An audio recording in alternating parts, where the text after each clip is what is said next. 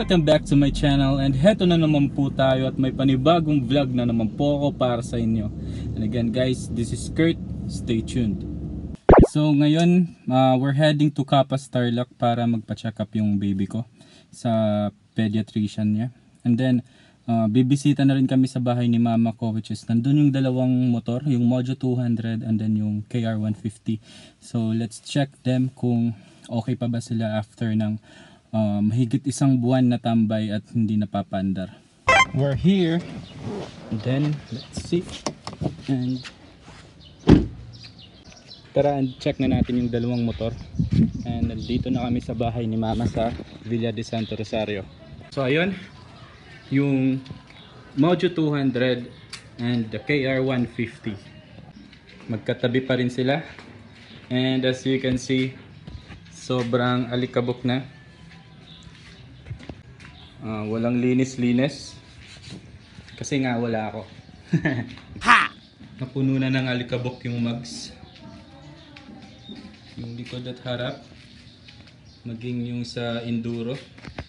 Pwede ko na rin sulatan ng pangalan ko. Ayan, sobrang alikabok na guys. Grabe, sobrang dumi niya na. Hindi naman totally madumi, puro alikabok lang. Pero dumi pa rin. Ito para sa inyo.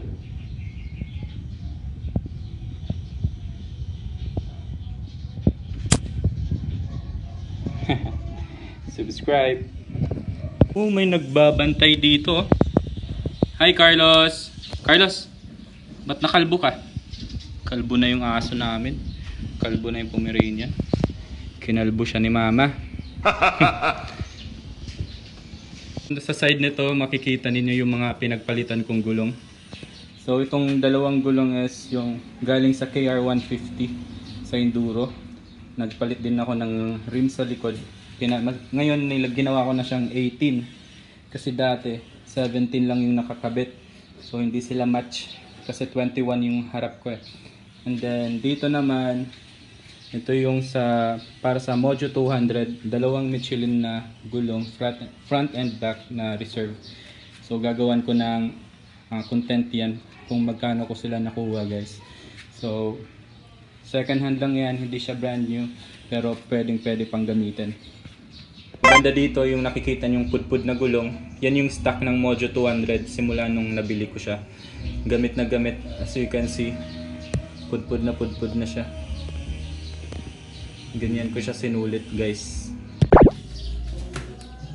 Ayun na nga. So susubukan natin sila kung aandar pa ba sila or kung na-discharge na ba sila. So let's see kung anong nangyari. Grabe, sobrang init ng panahon dito. Summer na kasi. Kita nyo, sobrang pawis ko na. Tumutulo na yung pawis ko. By the way, yung kapitbahay namin nagbibideo okay. So asaan ninyo na merong background sound yung content na ito. Let's start na, i-check na natin sila kung aandar sila o hindi. Mag-umpisa muna tayo sa MOJO200.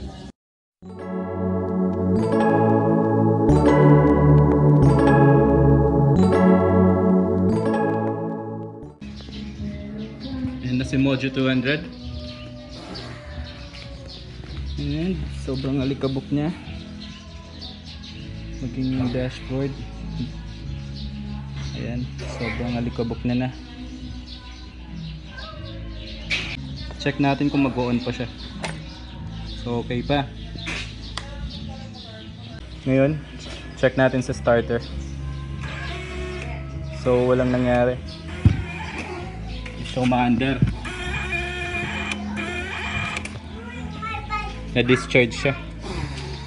Ngayon try natin sa kick kung aandar siya.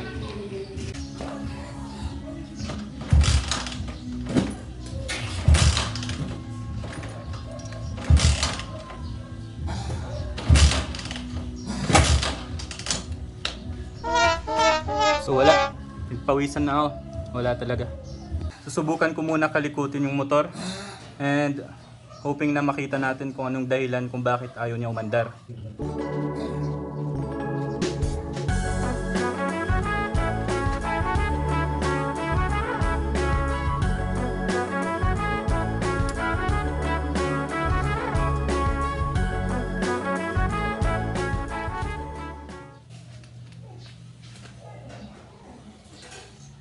Ngayon, dinidrain ko yung motor, yung carburetor. And no-notice ko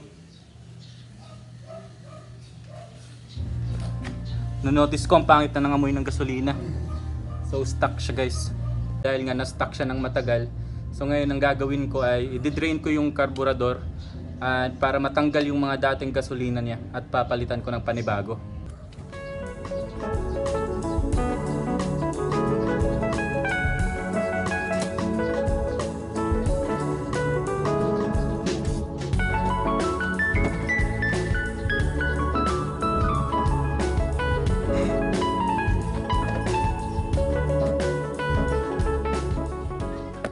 So ito na, meron tayong gasolina dito and lagay na natin sa tangke.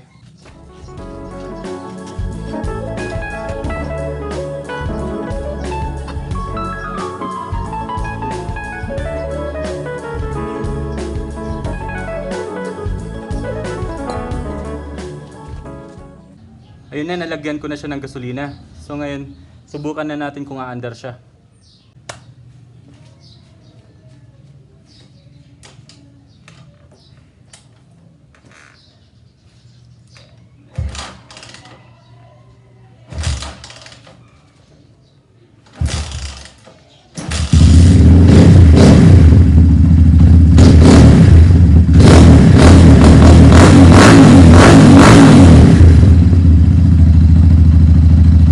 So ayun nga, kaya di siya umaandar kanina dahil pangit na yung gasolina. Ngayon napalitan na natin, umaandar na siya.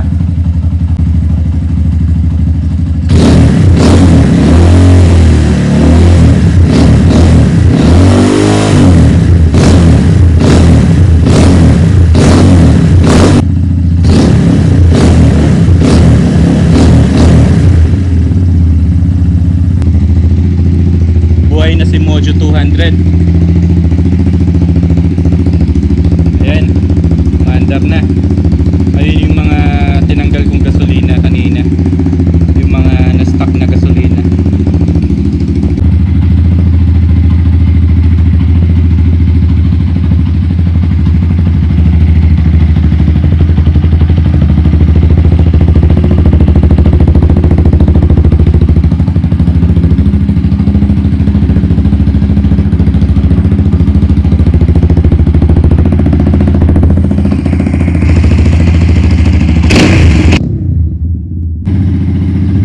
Ko lang muna siya umandar para makapag-charge siya.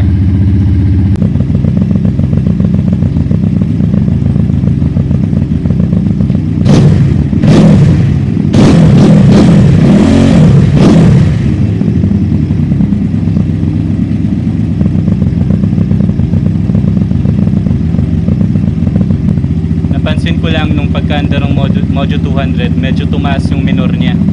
So bawasan natin.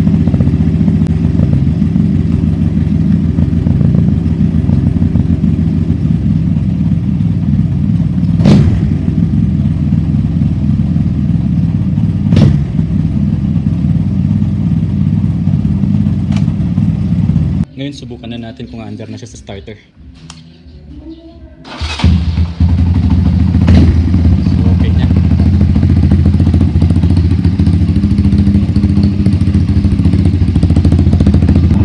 So ayan yung volt niya sa may voltmeter ko. 14.1 volts.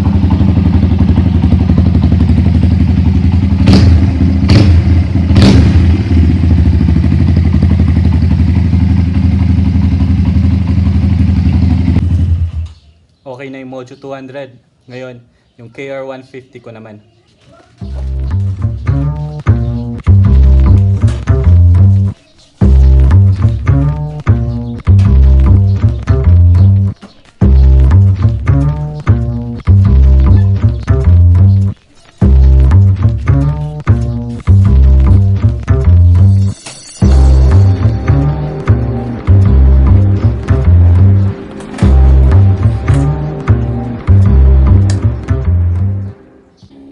Nakapwesto na yung KR150. Check natin yung starter kung andar siya.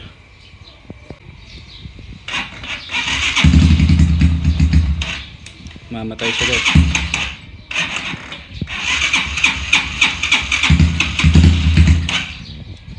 So wala. Palagay ko same issue lang to dun sa MOJO200. Didrain ko muna siya para matanggal yung na-stuck na gasolina.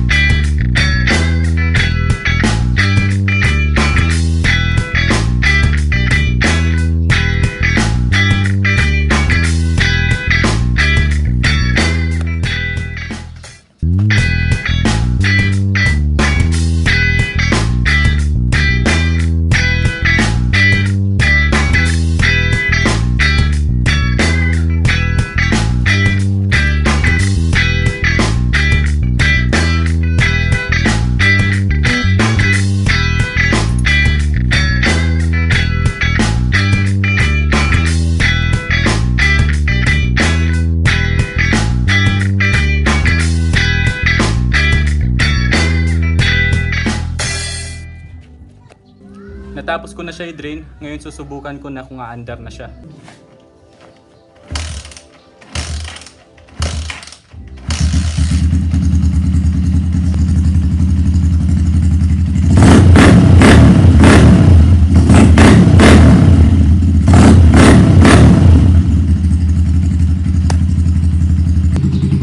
Umandar na rin yung KR150 ko. Parehas lang sila nung naging problema ng MOJO200. So singaw lang na gasolina yung problema. Ngayon hayaan ko lang muna siya umandar para makapag-charge yung battery.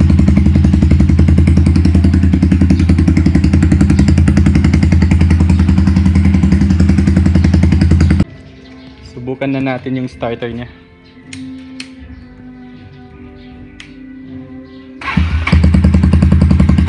Okay na, umandar na.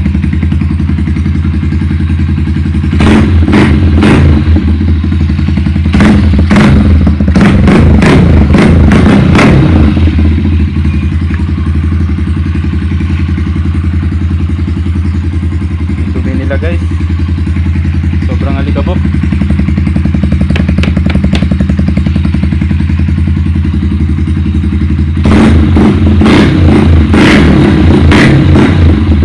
Hindi ako marunong magbomba bits.